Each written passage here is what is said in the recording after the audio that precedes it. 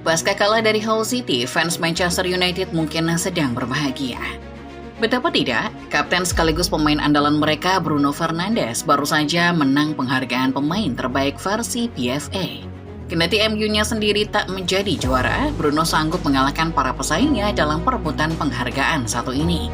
Namun, ketahuilah fans MU, penghargaan ini harusnya tidak bikin kalian bahagia. Sebaliknya, penghargaan ini justru harusnya bikin kalian was-was. Di balik trofi yang didapat Bruno, ada satu rahasia aneh. Rahasia yang bahkan menakutkan buat para fans setan merah. Kira-kira apa itu? Apa yang aneh dari kemenangan Bruno? Mari kita bedah selengkapnya di video berikut.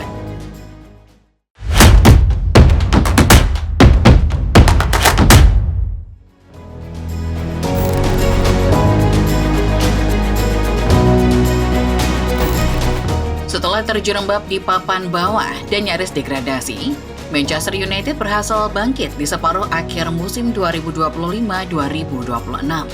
Lolos ke Liga Champions dan finish di 4 besar adalah sebuah pencapaian istimewa tim ini. Di balik itu, jelas ada jasa besar seorang Bruno Fernandes, kapten dan ruh permainan MU. Sebagai pengingat, Bruno musim lalu mencetak 21 assist, yang berarti pemain asal Portugal itu mencetak assist lebih banyak dari siapapun dalam periode satu musim kompetisi. Namanya pun masuk nominasi penghargaan pemain terbaik versi PFA. Apa yang terjadi? Bruno dengan mudahnya memenangkan penghargaan satu ini.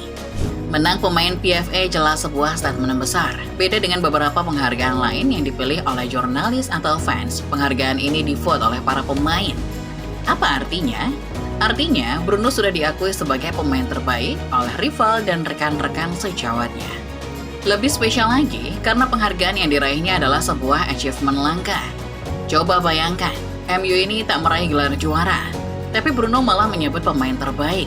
Lebih istimewa lagi, karena Bruno adalah pemain King MU terakhir yang mendapat penghargaan ini sejak Wayne Rooney pada 2010. Nama lain yang pernah mendapatkannya adalah Cristiano Ronaldo pada 2007 dan 2008 silam.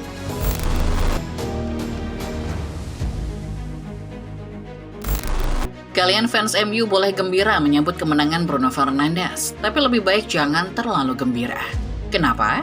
Karena kemenangan Bruno di ajang penghargaan pemain terbaik PFA ini juga jadi semacam peringatan. Tahu kan kalau nego kontrak baru Bruno dengan setan merah saat ini sedang macet? Sudah sejak musim panas kemarin, Bruno mendapat tawaran dari klub lain. Namun, pemain kelahiran 8 September 1994 itu bergeming. Tak ada satupun tawaran yang membuatnya tergoda. Hatinya tetap Manchester United. Kendati begitu, di penghujung kontraknya yang sekarang, indikasi untuk hengkang makin menguat. Silakan jawab jujur fans MU, seperti apa permainan tim kalian tanpa Bruno? Hilang arah? Bingung dan tak tahu harus berbuat apa? Iya, begitulah kira-kira gambarannya. Lewat penghargaan PFA, Bruno seakan mau menegaskan kalau perannya tak tergantikan. Seolah ini adalah ultimatum buat MU, supaya mereka tak berlama-lama memberinya kontrak baru.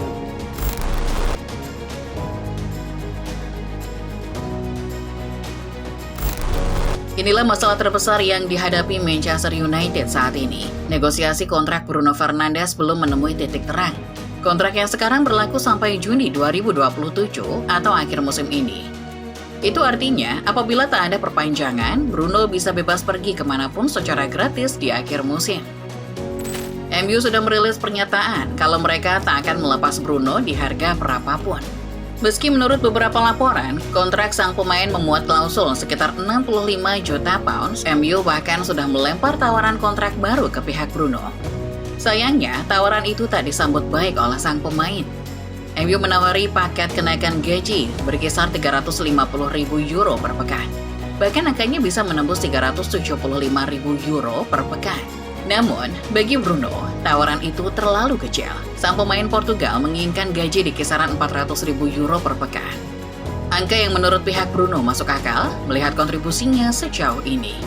Plus, ini mungkin jadi kontrak terakhir yang diminta Bruno buat MU. Nah, disinilah masalahnya terjadi. Kalian tahu kan kalau MU ini agendanya sama kayak Indonesia. Belakangan, di bawah Ineos, tim asal Manchester ini gencar menggalakkan efisiensi. Untuk itu, tawaran Bruno dinilai tak masuk akal buat klub. Tawaran sebesar itu tidak sejalan dengan misi klub yang harus terus melakukan efisiensi.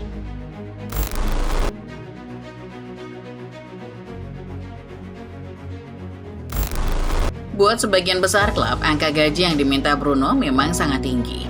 Tapi jangan kira tak ada yang sanggup dan berani membayar nominal sebesar itu. Fans MU belakangan sudah agak dibikin was-was oleh gelandang Portugal ini. Masalahnya, di tengah macetnya nego kontrak baru, sudah banyak klub yang menawari jalan keluar buat MU. Galatasaray adalah salah satunya. Kita tahu bahwa belakangan Liga Turki menjadi destinasi menarik buat para pesepak bola top Eropa. Bahkan, banyak dari mereka yang masih dalam usia prima memilih pindah ke sana. Mohamed Salah adalah salah satu contohnya. Gala pun tak mau ketinggalan untuk membujuk Bruno Fernandes main bareng mereka. Ini dia yang jadi persoalan. Kalau MU tak berani memberi gaji lebih dari 375.000 euro, Gala lain ceritanya. Mereka dilaporkan berani membayar Bruno dengan nominal segede itu. Bahkan, menurut beberapa sumber, Gala siap menawarkan paket gaji sekitar 403.000 euro per pekan, alias Bruno bisa mengantongi hingga 20 juta euro per tahun. Kalaupun Liga Turki kurang menarik, masih ada klub-klub Arab yang menanti Bruno dengan setia. Al-Hilal dan Al-Nassr sempat menyatakan ketertarikannya pada pria kelahiran Maya 31 tahun itu. Gajinya berkisar 700.000 pounds per pekan, atau dalam setahun Bruno bisa mengantongi sekitar 33 juta pounds. Kendati pernah menolak tawaran klub lain, ada indikasi kalau Bruno sebetulnya tertarik. Buktinya bisa dilihat dari wawancara beberapa waktu lalu, ketika Bruno mengungkapkan penolakannya ke klub-klub Arab. Di situ Bruno menyebut MU sempat berniat menjualnya. Bruno merasa itu menyakitkan. Terlebih waktu itu, ia juga banyak dikritik karena dinilai sering mengeluh. Kalau kita telisik lebih lanjut, keengganan MU memberi gaji lebih dari 375.000 euro tadi bisa diartikan kalau MU mulai merasa tak masalah kehilangan Bruno, asalkan itu bisa menyelamatkan kondisi keuangan klub. Nah, indikasi inilah yang harusnya membuat fans ketar-ketir. Apalagi setelah munculnya ultimatum Bruno dalam bentuk PFA Player of the Year.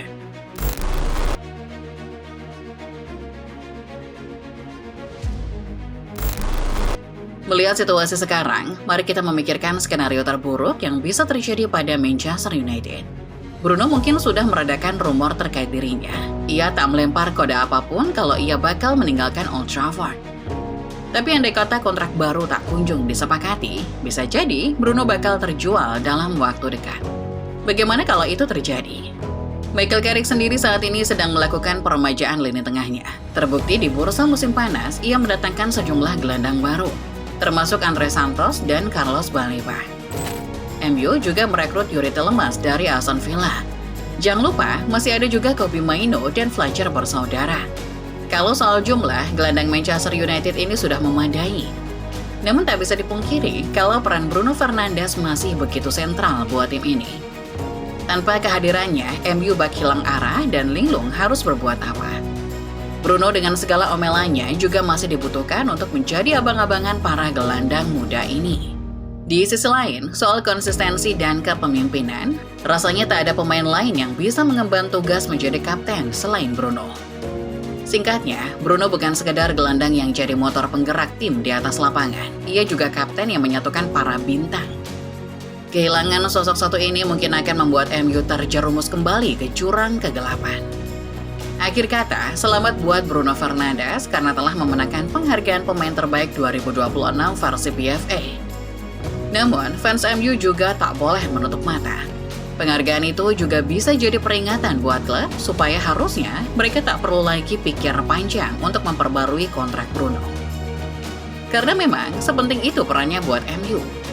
Well, menurut kalian, apakah Bruno Fernandes pada akhirnya akan memperpanjang kontraknya sekali lagi di MU?